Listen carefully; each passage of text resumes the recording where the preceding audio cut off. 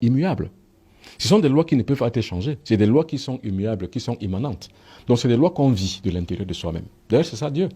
Dieu, j'avais dit hier une communication sur le forum où j'avais dit aux Africains qui participent à ce forum, qui est Dieu? Dieu n'est pas au ciel. Le Dieu qu'on vous dit qu'il est au ciel, il n'existe pas. C'est pour ça qu'il y a un internaute qui m'a écrit, me dit, mais donc vous voulez dire que Dieu n'existe pas? Justement, c'est parce qu'il n'a rien compris. Je dis que le Dieu qu'on nous a dit qu'il est au ciel, notre Père, que ton nom soit sanctifié, que ton règne vienne, et je l'assume, il n'existe pas. Parce qu'en l'an 1, on l'avait créé, il était question qu'on crée un Dieu, parce qu'on voulait faire les conquêtes terriennes d'outre-mer. On a donc créé un Dieu, parce que quand on veut dompter un peuple, on lui donne un Dieu. Il fallait donc qu'on crée un Dieu qu'on appelle Jéhovah, pour qu'on le donne maintenant au peuple négro-africain, pour pouvoir le dompter. C'est comme ça que ça s'est passé. Celui-là n'est pas bon, il n'existe pas. Donc n'y croyez pas. C'est pour ça que j'ai dit aux négro-africains, sortez des églises. Parce qu'on vous parle du même Dieu. Et l'église qui vous parle du même Dieu vient de chez ceux qui ont créé ce Dieu-là. Il y a des lois de la nature. Quand vous les connaissez, vous connaissez Dieu. Or, celui qu'on vous a dit qu'il est au ciel, vous ne le connaissez pas, vous y croyez simplement. Or, sortez donc de la croyance, entrez dans la connaissance. C'est la connaissance qui vous libérera. Et quand vous êtes dans la connaissance, je vous y aide. Je vous parle aujourd'hui en conclusion des 7 lois de la nature. J'en parle tout le temps. Pour que vous compreniez que pour le négro-africain, c'est ça Dieu. C'est dans la nature. La première loi, c'est la loi du mental. Ça veut dire que tout ce que vous voyez, tout ce que vous voulez faire, visualisez-le, vous voyez que c'est déjà fait, vous le faites mentalement, vous l'avez fait. La deuxième, c'est la correspondance, c'est l'amour. Il faut aimer son prochain. Les Africains ne s'aiment pas. Pas du tout. Mais la preuve est là, allez à l'hôpital, vous n'avez pas l'argent, vous allez mourir, Madame Ketcha. C'est les Africains qui vous regarderont mourir. Ce n'est pas l'amour, ça. Donc la deuxième loi de la correspondance, les Africains ne l'observent pas. Ni la première d'ailleurs. Les Africains attendent toujours qu'il y a un Dieu qui est au ciel qui va les aider. Ils n'observent aucune loi de la nature. C'est pour ça qu'ils sont ce qu'ils sont. La troisième loi, c'est la vibration. C'est la loi de l'intelligence. C'est-à-dire que vous êtes à distance, je vous parle. C'est la télépathie, c'est la téléphonie qui vient de là. C'est la troisième loi de la vibration. Vous vibrez au même diapason avec les autres. C'est ce que les Juifs font. Ils vibrent tous au même diapason. Parce qu'ils ont compris la nécessité de cette loi.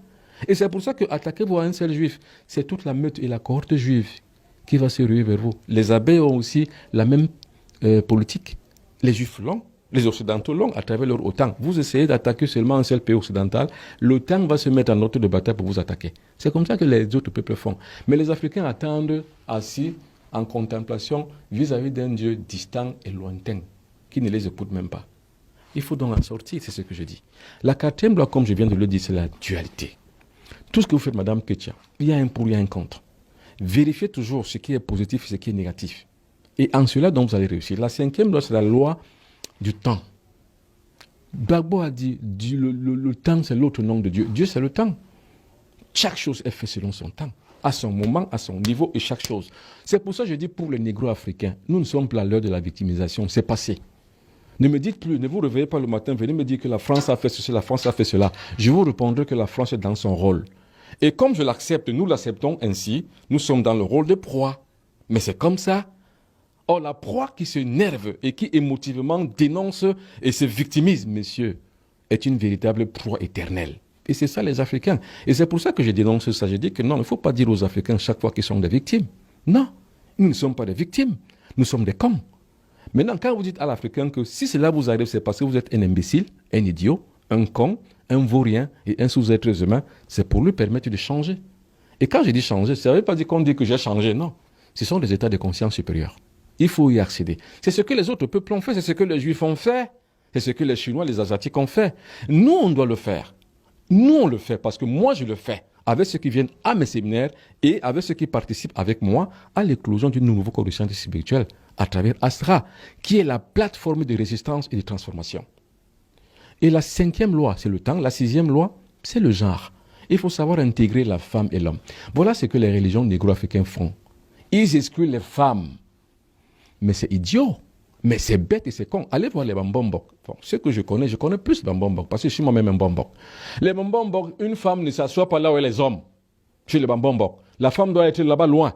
Mais monsieur, vous êtes idiot et con. C'est parce que vous n'avez pas compris le loi de la nature que vous le faites. Mais madame, il faut instruire la femme. Il faut mettre la femme au devant de la scène. Parce que c'est la femme qui est plus puissante, plus énergétique que l'homme. C'est ça la loi, la sixième loi de la nature, la loi de genre. Vous avez compris ça, et la septième loi plutôt, la loi de genre. Vous avez compris ça, Madame Ketcha? Il ne faut jamais exclure une femme, mais les cons, les Africains, que ce soit au Bénin, que ce soit au Tchad, que ce soit n'importe où, c'est pas au Cameroun, n'importe où, les femmes sont exclues. Mais nous sommes dans quelle société où on exclut une partie et une vraie partie même de la population? Nous sommes même qui, en fait? On n'est rien. Parce qu'on ne connaît pas les lois de la nature. La loi des genres, Madame Ketia. Vous me regardez, vous êtes une femme. Je ne sais pas si vous le savez. C'est la femme qui porte la tradition. Dans le Mbok Bassa, nous avons 5 grandes religions. La dernière religion, c'est la plus grande. C'est la religion des femmes. La première religion, c'est la religion Ndjangumba. La deuxième, c'est le Loum. La troisième, c'est le Ngé. La quatrième, c'est le Mbok. Et la cinquième, c'est le corps. C'est la tradition chez les femmes. Et pourquoi c'est la tradition chez les femmes qui est la dernière? Madame, la femme, c'est les terres. Nous avons 4 éléments de la nature. Et le plus grand élément, c'est le 5e qu'on ne voit pas. C'est les terres. Nous avons l'eau, le feu, l'air, la terre. Le 5e élément, c'est les terres. C'est pareil. Le 5e élément, la 5e grande religion chez les Bassa du Cameroun, c'est le corps, c'est chez les femmes. Je ne sais pas si on se comprend bien. Et il faut savoir que le corps, dans toutes les traditions humaines du monde, le corps, la femme, c'est la déesse. C'est elle qui est porteuse de la vie. C'est elle le conceptacle de la vie. Et c'est pour ça qu'il faut la respecter, madame. Mais les Africains, les négro-africains excluent les femmes, les excisent. Mais voyez-moi des pratiques qu'on fait sur une femme. Vous allez me dire qu'avec ça, vous allez vous développer? Vous ne pouvez pas. Si vous excluez les femmes, vous n'allez jamais vous développer.